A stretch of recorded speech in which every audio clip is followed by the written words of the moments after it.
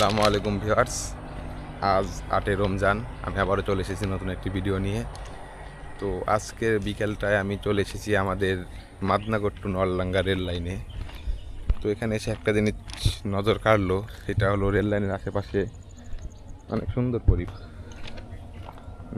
এটা মূলত হালতির বিল, এই পাশ দিয়ে নাটোর নৌকা হাইওয়ে। আমরা একদিকে আগায় যাচ্ছি, সামনে একটা ব্রিজ আছে। তো ইতিমধ্যে আমি হাঁটতে হাঁটতে চলে এসেছি একটি রেল সেতু, যে সেতুটি মূলত মহিষমারি সেতু নামে পরিচিত। এবং আপনাদের যদি দেখাই, ওই যে ওইটা আত্রাই নৌকা হাইওয়ে এবং ওপারের বিলটার নাম পাটলাচড়া বিল। এবং এটা সেই বাংলাদেশের দ্বিতীয় বৃহত্তর বিল, চলন বিলের পরেই যেটার স্থান হালতির বিল। হালতির বিলের পশ্চিম দ্বারপ্রান্ত এই রেল লাইন এবং সেই হালতির বিলের ওপরে অবস্থিত এই রেল সেতুটি। পরিবেশটা অনেক সুন্দর, এখন যে সবুজ শস্য শ্যামল হয়ে আছে। কিছুদিন পর ধান বড় হয়ে ধান পাকার পরে এটাই হবে সেই সোনালী বিল।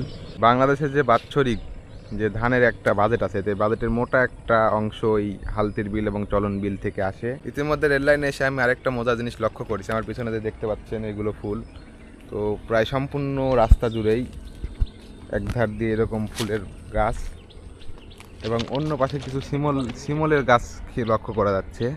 তো অনেক কয়টা শিমলের গাছ আছে, এর মধ্যে বড় একটা শিমলের গাছ আপনাদেরকে অনেক কাছ থেকে ডিটেলসে দেখানোর চেষ্টা করব। এইগুলো মূলত ভেটি ফুল নামে পরিচিত। তো দেখতেও অনেক সুন্দরই আছে এবং একটা ফ্লেভার বের হচ্ছে, মানে পারফিউম অনেক সুন্দর। আর একটা মজার বিষয়, এই যে এইখানে লক্ষ্য করতেছেন কিনা বুঝতে পারতেছি না, যে কালো কালো বীজগুলো পানিতে দিলে ঘুরে। ছোটোবেলায় অনেক খেলাধুলা করছি এগুলো নিয়ে।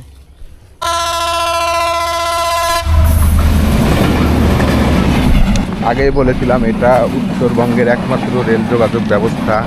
তো একমাত্র রেল যোগাযোগ ব্যবস্থা হওয়া সত্ত্বে কি ট্রেন থাকবে না, তা কখনো হয়? এই সামান্য সময় ভিডিও করতে এসে আমরা 2টি ট্রেন দেখতে পেয়েছি এবং আপনাদেরকেও দেখানোর চেষ্টা করবো ইনশাল্লাহ।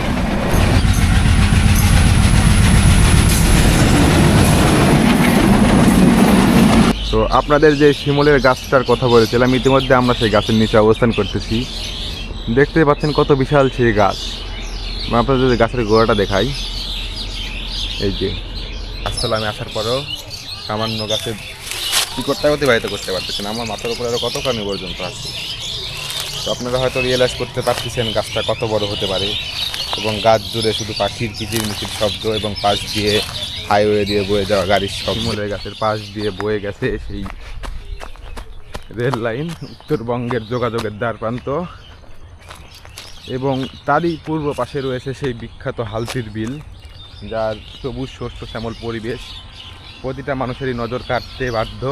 এবং বন্যার মৌসুমে এই বিলটাই পুরোটাই একদম যখন পানিতে থই থই করে, তো তখন অনেক বাইরে পর্যটক আসে এখানে দেখতে। এটা হলো আপনাদের মিনি কক্সবাজার নামে খ্যাত। সামনেই আছে যে পাটুল, হালতি, কোলাবাড়িয়া চ্যানেল। তো আজকের মতো এই পর্যন্ত। পরবর্তীতে আমি নতুন কোনো ভিডিওতে আরও নতুন কোনো জায়গা নিয়ে আপনাদেরকে নতুন কোনো জ্ঞান দেওয়ার চেষ্টা করব ইনশাল্লাহ। ততক্ষণ পর্যন্ত পাশেই থাকবেন। ধন্যবাদ।